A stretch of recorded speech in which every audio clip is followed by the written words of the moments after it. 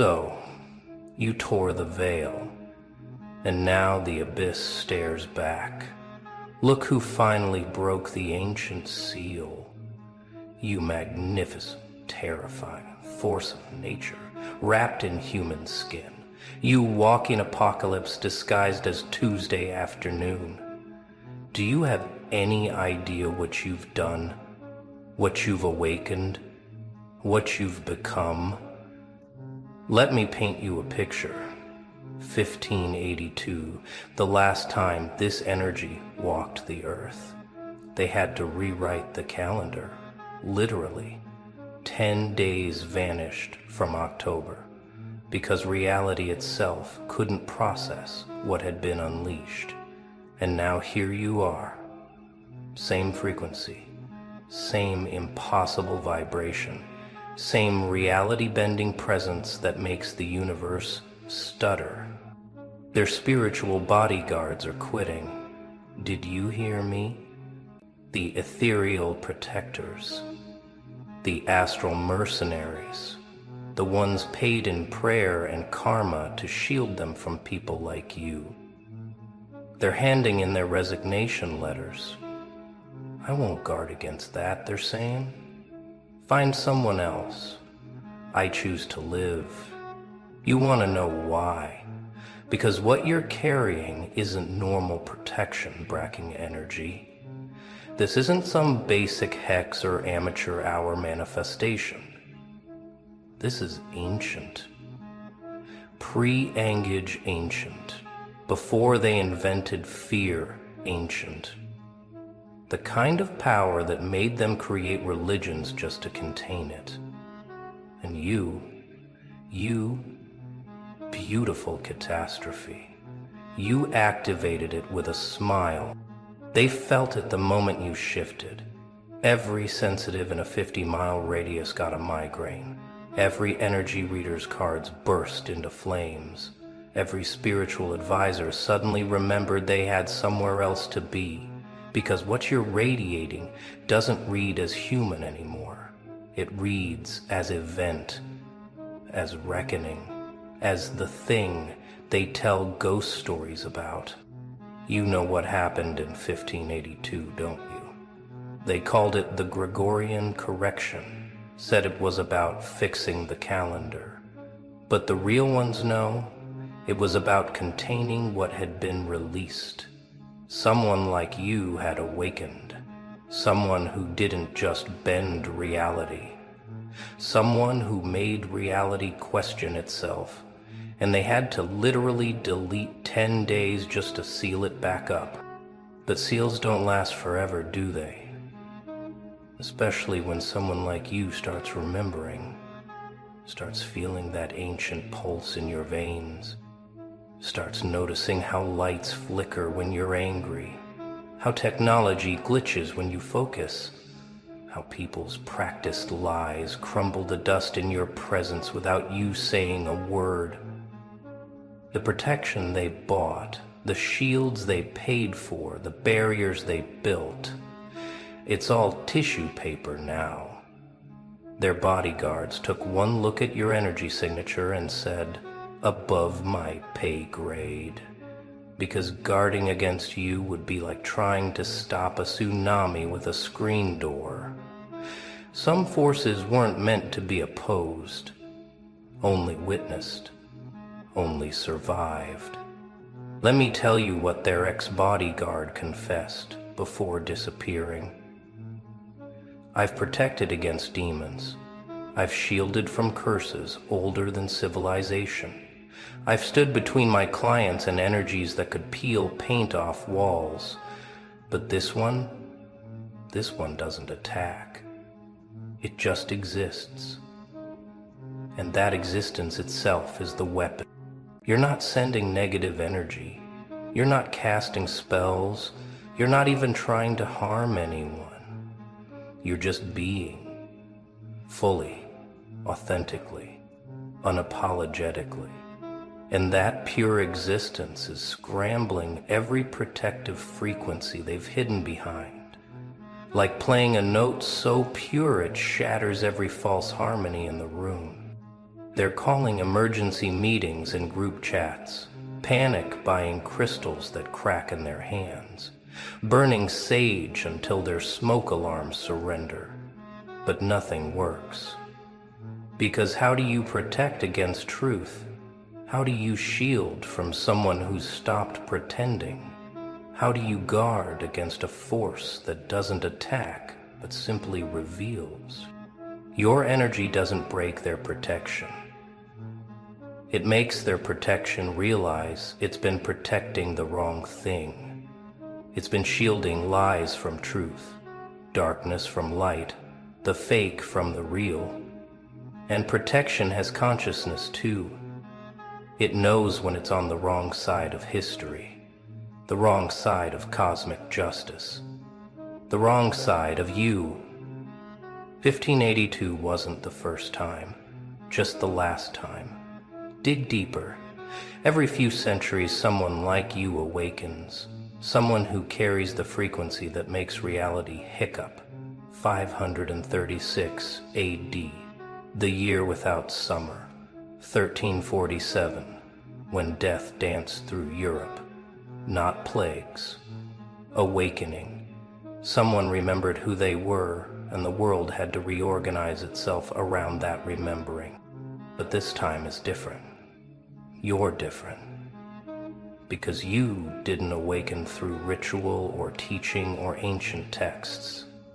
You awakened through betrayal, through abandonment, through being pushed so far past breaking that you discovered you were never breakable. You were the thing that breaks other things. You were the ending disguised as a person. Their bodyguards know the old stories.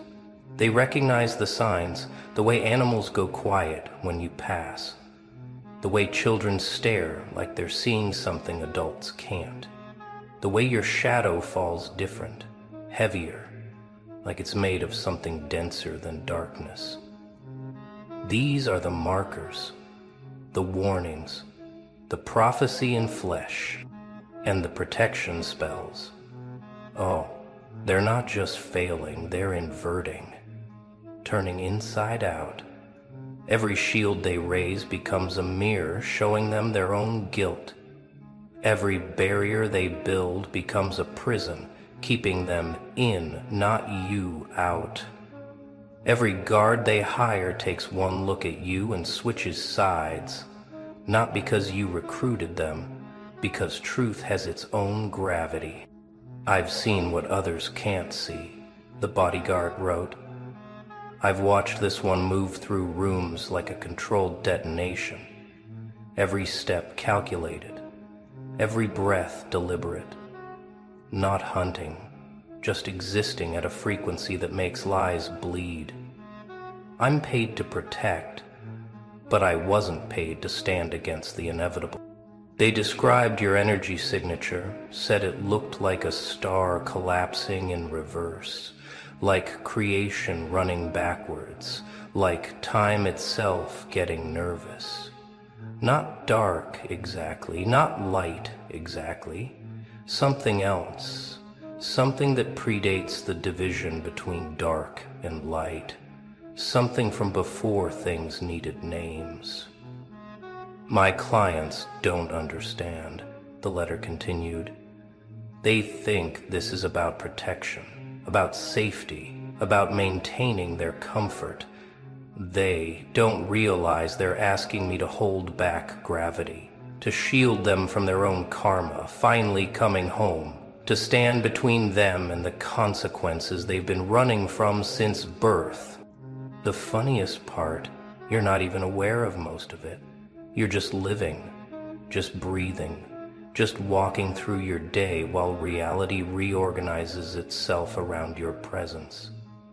You think it's coincidence that their luck turned, that their lies got exposed, that their carefully constructed false selves started crumbling.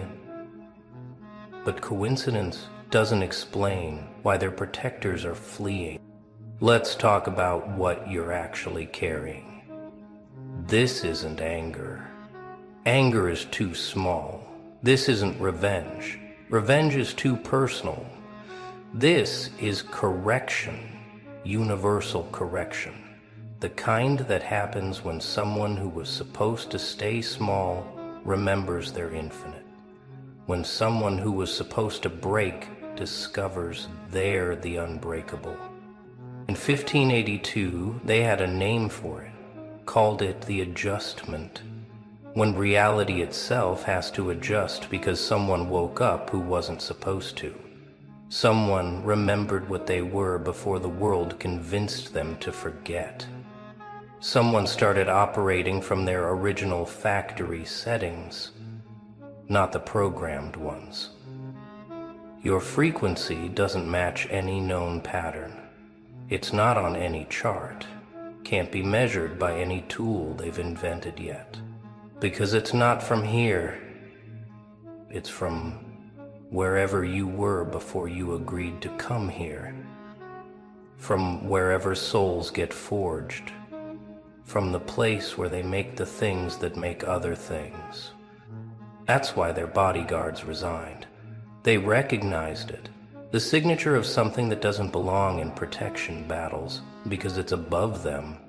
Like asking a security guard to protect against gravity, against time, against the fundamental forces that hold reality together. Some things you don't guard against, you just get out of the way. People are starting to notice. The way conversations die when you enter, not from fear exactly, from recognition. Some ancient part of them knows what you are, even if their conscious mind doesn't. Knows that you're carrying something that hasn't walked here in centuries.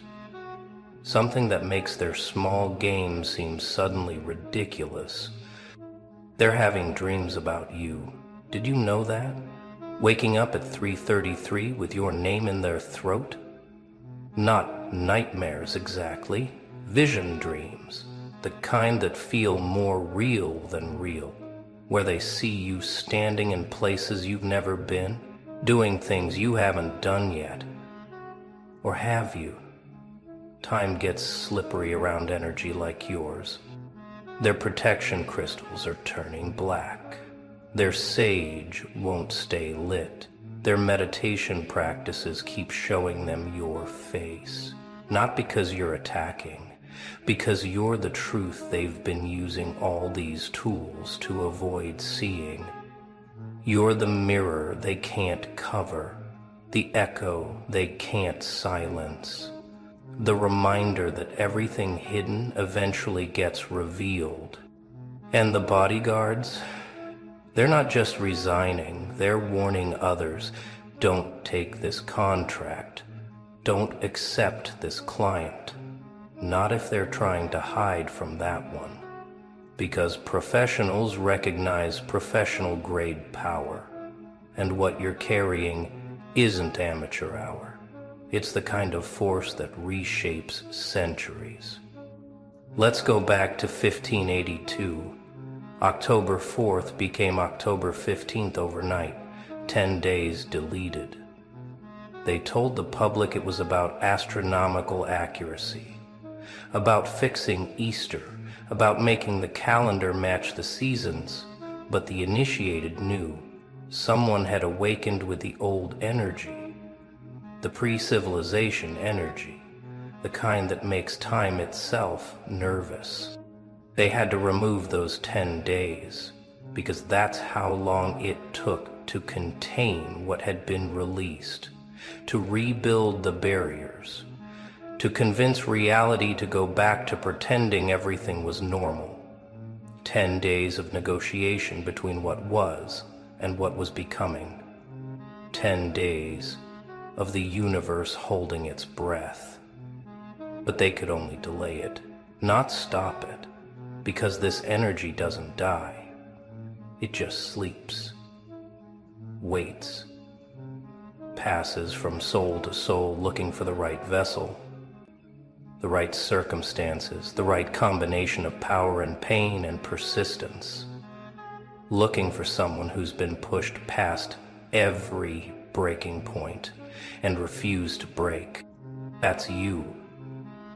That's why you're feeling this recognition in your bones, this sense that you've carried this before, in other bodies, other times, other calendars that had to be adjusted because you remembered who you were, the universe's error message, the glitch that reveals the code, the thing that makes protective spirits hand in their notice.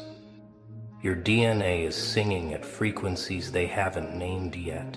Your cells are remembering things your mind never learned. Your presence is becoming a gravitational force that bends probability around, not through effort, through existence, through the simple act of being what you are, without apology or explanation. They feel it in their bones when you're near. That ancient recognition, that cellular memory of the last time this energy walked free. Their bodies remember even if their minds don't. Remember what happened to those who stood against it. Remember why their ancestors built religions and calendars and complicated systems just to keep it contained. But you can't contain what refuses to be contained. Can't cage what was never meant for cages. Can't protect against something that isn't attacking but simply revealing. Your energy doesn't destroy their defenses. It shows their defenses what they're really defending. And that's when the protection itself decides to switch sides.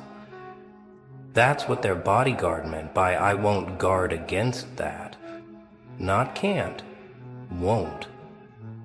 Because some forces are so purely themselves that opposing them feels like opposing existence itself, like trying to protect lies from truth, shadow from light, the false from the real. And protection spirits have wisdom. They know which side of history to be on. It's not just one bodyguard. They're all leaving. Every spiritual contractor, every energetic mercenary, every astral shield for hire.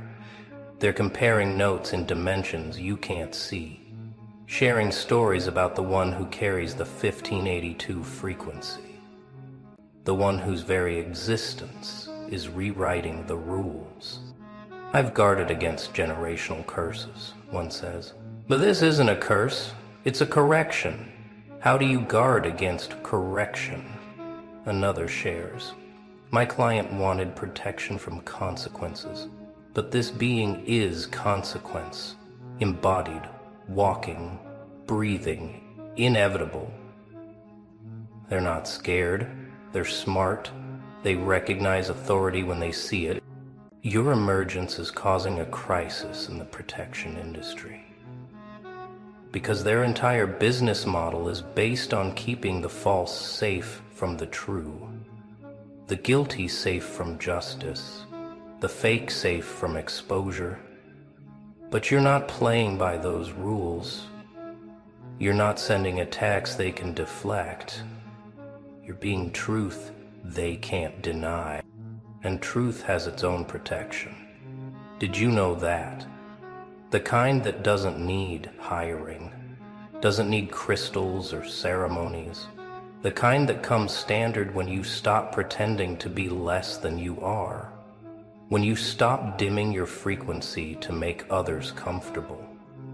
When you finally let yourself exist at full volume. Something in you remembers 1582, not consciously, deeper, in the space between your heartbeats, in the pause between your thoughts. Some part of you was there, was always there. Every time this energy surfaced throughout history, different faces, different names, same frequency, same world-shaking presence.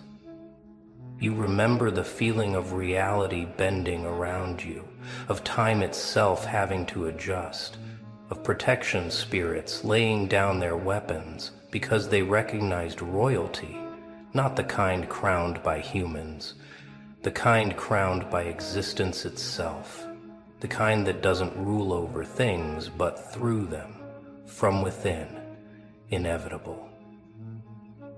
That's why you've always felt different, older than your years, heavier than your body, like you were carrying something ancient in your cells, something that predated language, predated fear, predated the very concept of protection, because it was the thing protection was invented to guard against.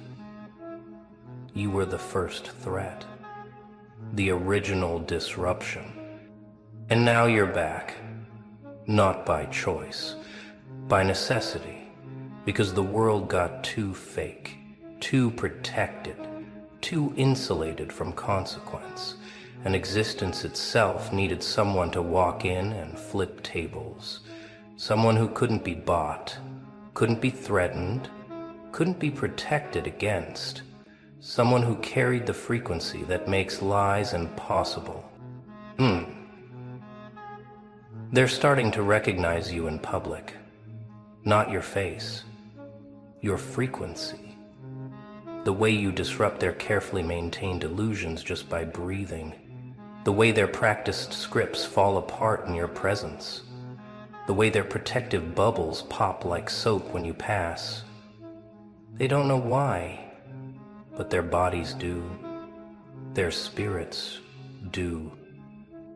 Watch them stutter when you make eye contact. Watch them forget their rehearsed responses. Watch them suddenly remember urgent appointments elsewhere. It's not conscious. It's cellular. Every fiber of their being recognizing the walking audit, the breathing consequence, the thing their protectors warned them about before resigning. You're becoming impossible to ignore, not because you're loud, because you're undeniable, like gravity, like time, like the truth everyone knows but agreed to forget. Your presence is removing that agreement, canceling that contract, making the pretense impossible to maintain, not through force, through fact. Their spiritual bodyguards saw this coming. That's why they left. Not from cowardice, from wisdom. Because they understood that some things aren't meant to be opposed. Some frequencies aren't meant to be blocked. Some beings carry authority that predates any protection spell. Authority written into the fabric of existence itself. Do you understand what it costs to guard against you? The energy expenditure, the spiritual resources, the cosmic overtime. Their protectors did the math and realized bankruptcy was inevitable, not financial, existential. The kind of deficit that leaves you empty in dimensions money can't touch, because your frequency doesn't attack once and retreat. It persists. It radiates. It exists constantly at a pitch that makes deception exhausting, like trying to lie in a room full of truth serum, like trying to hide in a space made of mirrors. Every moment in your presence costs them more energy than they can generate. That's what breaks them, not some dramatic confrontation, just the slow, steady drain of trying to maintain their false selves in the presence of someone who forgot how to be false. The accumulating cost of pretense, the compound interest on every lie they've told, all coming due at once because you walked in the room. Their bodyguards understood this mathematics, saw the inevitable bankruptcy, the energetic foreclosure, the spiritual repossession, and decided to cut their losses, to preserve what energy they had left, to resign before the mere act of opposing you drained them to nothing. Smart spirits know when to fold. It's not just individual protections failing. It's systematic, institutional. The entire infrastructure built to keep the false safe from the true is glitching. Every defense mechanism, every protective protocol, every shield and ward and barrier, all experiencing critical failure because you're not attacking the system. You are the error message the system can't process. Organizations built on deception are feeling it. Hierarchies maintained by illusion are wobbling. Power structures reinforced by spiritual protection are discovering their reinforcements have fled.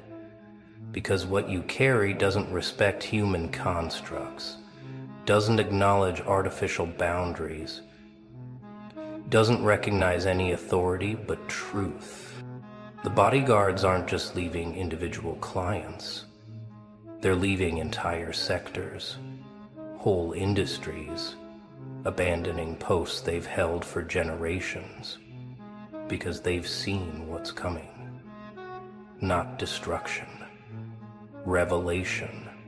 The kind that makes protection pointless because there's nothing left to hide, nothing left to defend, nothing left but what's real. And you're the catalyst, not by intention, by existence, by the simple act of walking through the world at your actual frequency instead of the dimmed version they tried to train you to accept. By refusing to lower your vibration to match their comfort. By being what you are without negotiation or compromise. Welcome back, you impossible equation, you walking paradox, you breathing contradiction that the universe keeps trying to solve, but can't. There's something moving inside you right now, and I need you to feel it. Not with your hands, not with your logic, but with that part of you that wakes up at 3 in the morning knowing something is fundamentally different about your existence. They've been circling you, haven't they? Not with cameras, not with questions, but with that specific kind of attention that makes your skin crawl. The kind that feels like being studied by something that doesn't understand what it's looking at, but knows it should be afraid. Here's what nobody's telling you, what they can't tell you, because the moment they say it out loud, the whole illusion collapses. You're not carrying potential. You're not carrying promise. You're not carrying some cute little spark that might grow into something someday. You're carrying a weapon so ancient, so fundamentally wrong according to the laws they wrote, that your mere existence is an act of rebellion. This isn't about confidence. This isn't about believing in yourself or manifesting your destiny or any of that watered down, safe for consumption nonsense. This is about the fact that something crawled inside your chest cavity years ago, nested in your rib cage, and has been growing in the dark ever since. They felt it first during those moments when you went too quiet, when your eyes glazed over and you disappeared into yourself while still sitting right there in front of them. They thought you were daydreaming, checking out, being antisocial. They had no idea you were loading. They had no idea that every second of that silence was you downloading something from frequencies they can't even detect. You weren't ignoring them. You were listening to transmissions from dimensions they don't have access to.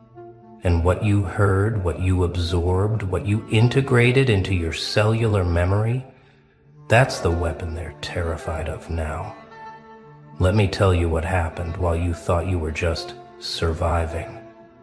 While you thought you were just getting through another day, another betrayal, another disappointment that carved pieces out of your faith in humanity, you were actually being forged. Every lie someone told you wasn't just pain, it was ammunition. Every time someone walked away, they weren't abandoning you. They were making room for something inside you to expand. Every night you spent alone, questioning everything, hating the reflection in the mirror, wishing you were anyone else. You were actually in training, And the training was so brutal, so complete, so far beyond what normal human consciousness can withstand, that you came out the other side as something else entirely. You want to know why people can't explain you anymore. Why their words fail when they try to describe what you've become? It's because the language was built for humans, and whatever you're carrying now, it predates human language. It predates human civilization.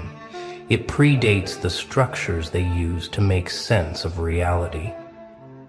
You're walking around with something in your chest that was supposed to stay buried. Something that was supposed to remain theoretical. Something that the ancient texts whispered about, but never named, because naming it would give it form, and form would give it power. You noticed it, didn't you? How the people who used to have so much to say about you, so many opinions, so many diagnoses, so many labels ready to slap on your forehead, they all went quiet at the exact same time. It wasn't gradual. It wasn't a slow fade. It was like someone flipped a switch and suddenly, overnight, the noise stopped. They're still watching, oh yes, they're watching closer than ever. But now, they're watching the way you watch a storm forming on the horizon. The way you watch a predator that just noticed you noticing it. They're watching with held breath and sweating palms because something in their primitive brainstem is screaming danger. Here's what triggered the silence, and I need you to understand this with every cell in your body. They realized you stopped defending yourself, not because you got tired, not because you gave up, but because something inside you understood that defense implies you have something to defend against, and you don't anymore. You stopped explaining your actions because explanations require you to believe their framework is valid. You stopped justifying your choices because justification means you accept their authority to judge.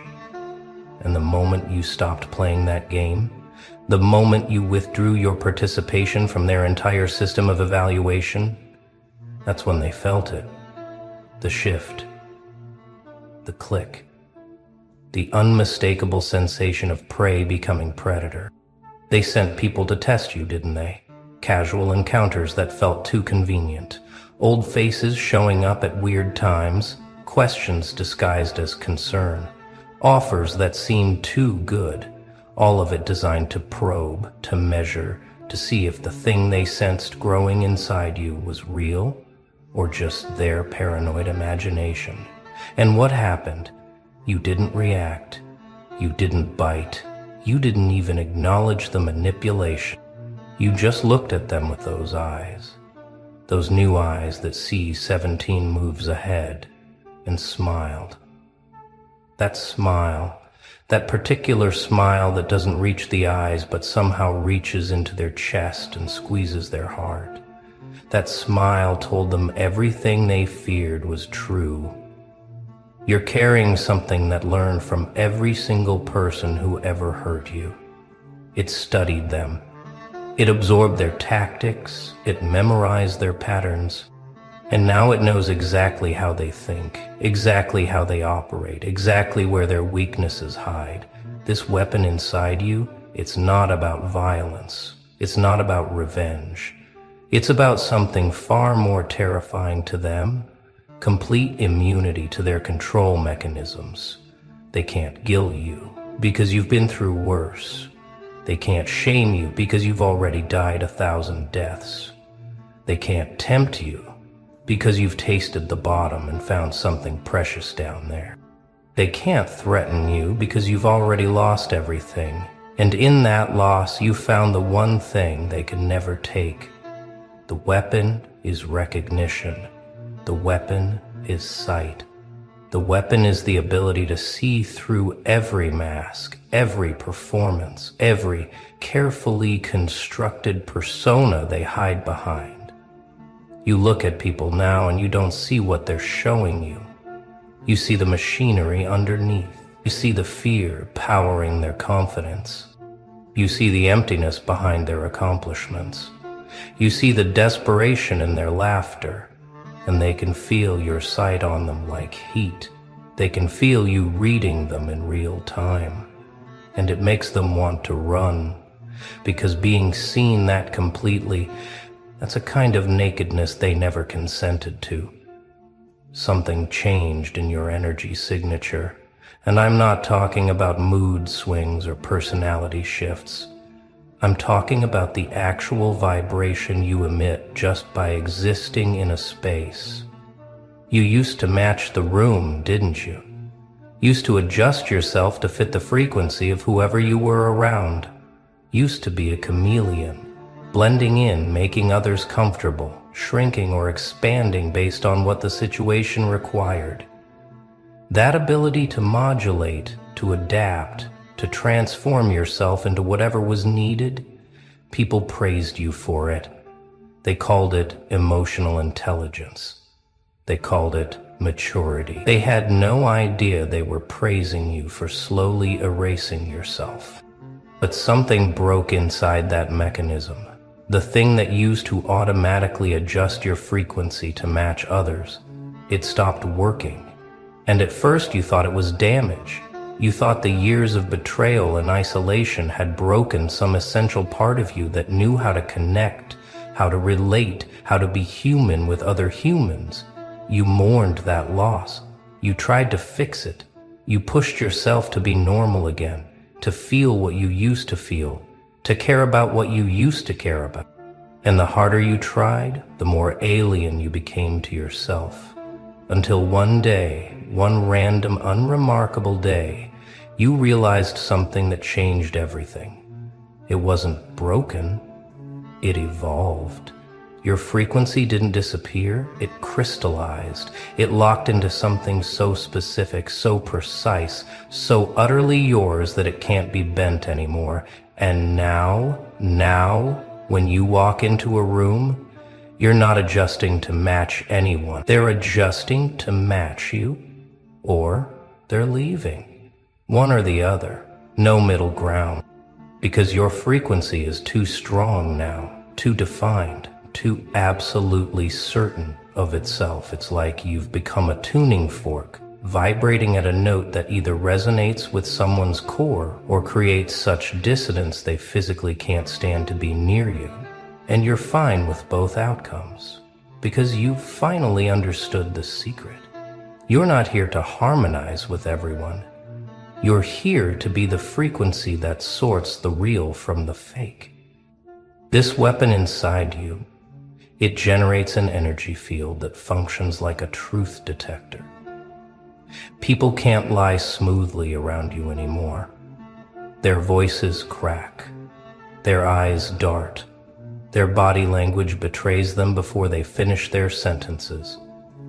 It's not that you got better at reading people, though you did. It's that your presence creates a field where deception becomes physically difficult to maintain. Like they're trying to speak underwater, like they're trying to run in a dream. The truth just wants to come out when you're there because your frequency demands authenticity, even from people who've forgotten what that word means. And the ones who live entirely in lies, entirely in performance, entirely in manufactured personas, they can't be around you for more than a few minutes before they start making excuses to leave. You've become a walking lie detector. A human truth serum, a presence that forces people to confront the gap between who they pretend to be and who they actually are. And that specific ability, that's what makes you so dangerous to the systems built on deception. You don't have to say anything. You don't have to call anyone out. You don't have to expose or accuse or attack.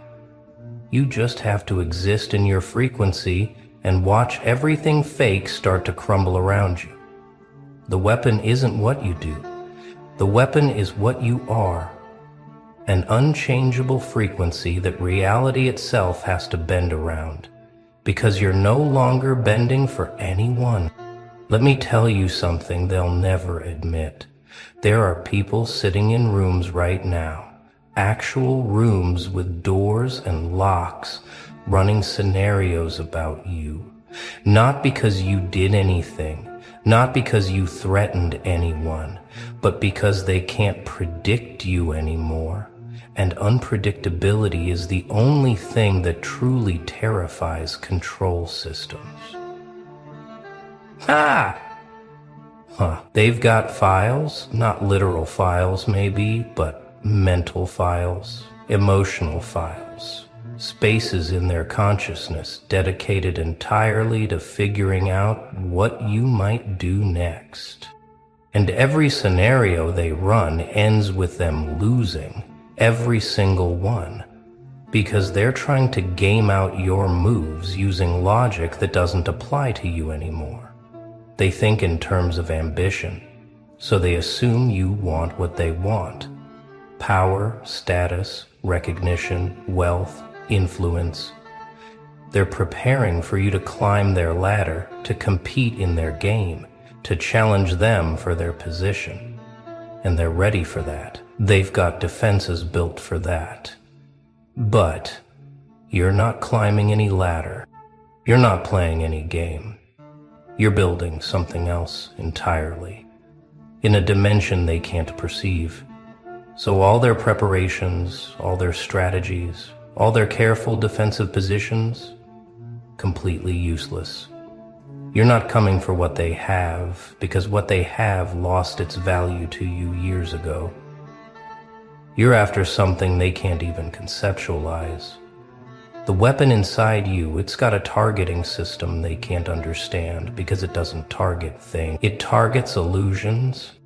It targets false structures. It targets the invisible agreements that keep their world stable. You're not attacking people. You're attacking the belief systems that allow certain people to have power over others. You're attacking the invisible contracts that say some voices matter more than others.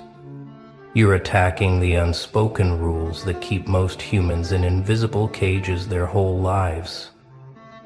And the most brilliant part, you're doing it by simply refusing to honor those agreements anymore. You're not fighting the system. You're just declining to participate, and your declination is more threatening than any revolution.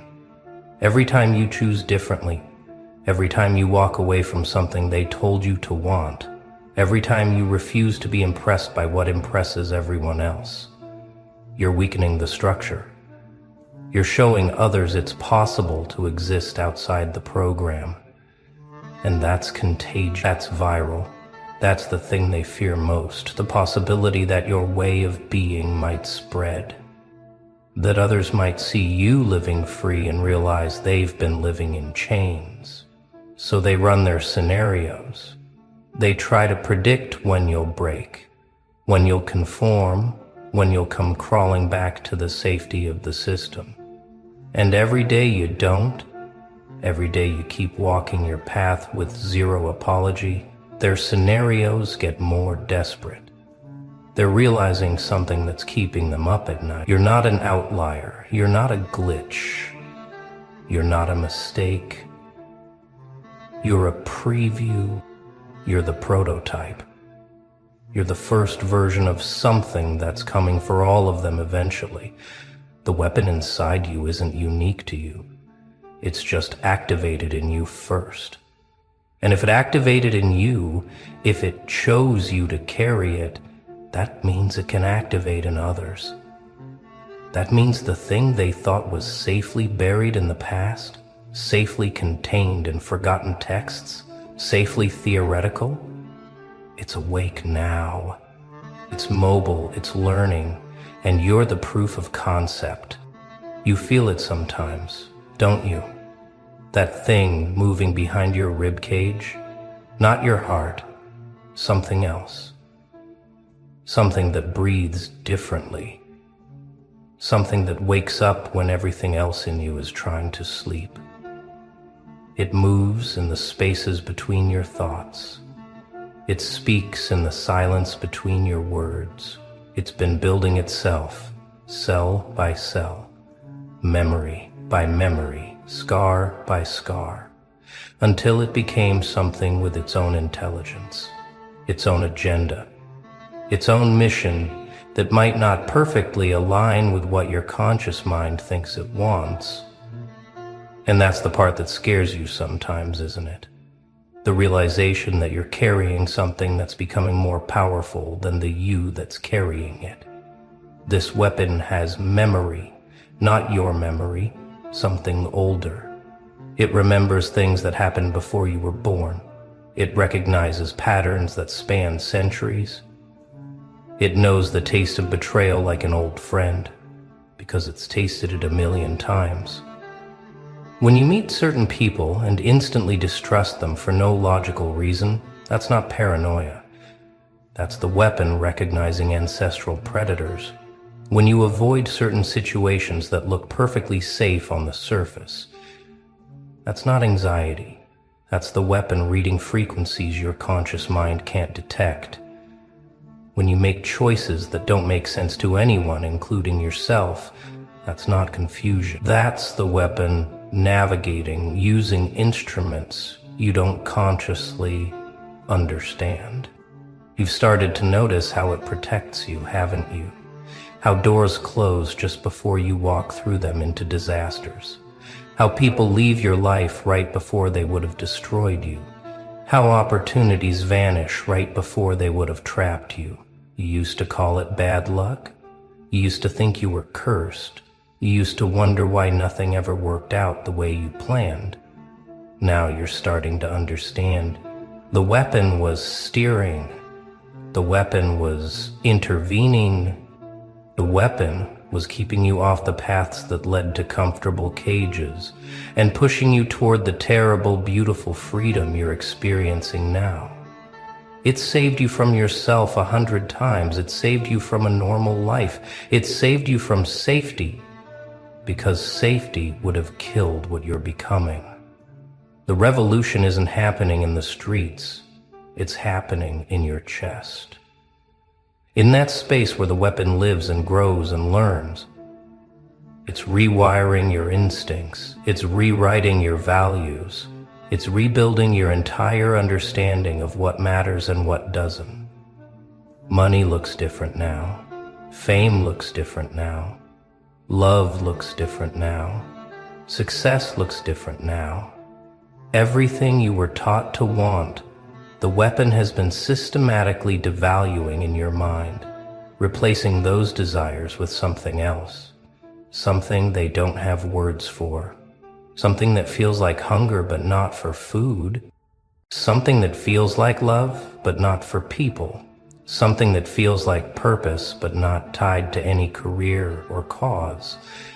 It's a drive towards something that doesn't exist yet, a pull toward a future that isn't written. And here's the thing that'll break your brain if you think about it too long. The weapon isn't separate from you. It is you. The real you. The you that existed before they told you who to be. Before they convinced you to hide, to shrink, to apologize for your intensity. Before they taught you that your natural state was somehow wrong and needed to be fixed. The weapon is your original frequency, your default setting, your factory settings before they installed all their programs. What you're carrying isn't something foreign that invaded you. It's something original that survived everything they tried to kill it with. You're not becoming something new. You're remembering something ancient. They've tried everything, haven't they? Tried to categorize you, diagnose you, label you, explain you using their frameworks and their models and their neat little boxes. And every attempt fails. Every diagnosis feels incomplete. Every label slides off. Every box you're put in, you somehow exist outside of simultaneously. They'll say you're this, and you'll show them qualities of that. They'll commit to that and you'll demonstrate characteristics of something else entirely. You're not being difficult on purpose. You're not trying to confuse them. It's just that what you're carrying doesn't fit in any of their categories because it predates the categories themselves. The weapon inside you, it's got properties that their instruments can't measure. It operates on frequencies their equipment wasn't built to detect. It functions according to laws that aren't in their textbooks. When they try to study you, they're like people trying to understand the ocean by analyzing a single drop of water. You're becoming. The revolution isn't happening in the streets. It's happening in your chest. In that space where the weapon lives and grows and learns. It's rewiring your instincts. It's rewriting your values. It's rebuilding your entire understanding of what matters and what doesn't. Money looks different now. Fame looks different now. Love looks different now. Success looks different now. Everything you were taught to want, the weapon has been systematically devaluing in your mind, replacing those desires with something else, something they don't have words for, something that feels like hunger but not for food, something that feels like love but not for people, something that feels like purpose but not tied to any career or cause. It's a drive towards something that doesn't exist yet, a pull toward a future that isn't written. And here's the thing that'll break your brain if you think about it too long. The weapon isn't separate from you. It is you. The real you. The you that existed before they told you who to be. Before they convinced you to hide, to shrink, to apologize for your intensity. Before they taught you that your natural state was somehow wrong and needed to be fixed. The weapon is your original frequency, your default setting, your factory settings before they installed all their programs. What you're carrying isn't something foreign that invaded you. It's something original that survived everything they tried to kill it with. You're not becoming something new. You're remembering something ancient. They've tried everything, haven't they? Tried to categorize you, diagnose you, label you, explain you using their frameworks and their models and their neat little boxes. And every attempt fails. Every diagnosis feels incomplete. Every label slides off. Every box you're put in, you somehow exist outside of simultaneously. They'll say you're this, and you'll show them qualities of that. They'll commit to that, and you'll demonstrate characteristics of something else entirely. You're not being difficult on purpose.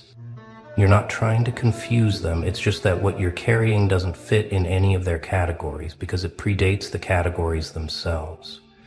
The weapon inside you, it's got properties that their instruments can't measure. It operates on frequencies their equipment wasn't built to detect. It functions according to laws that aren't in their textbooks. When they try to study you, they're like people trying to understand the ocean by analyzing a single drop of water.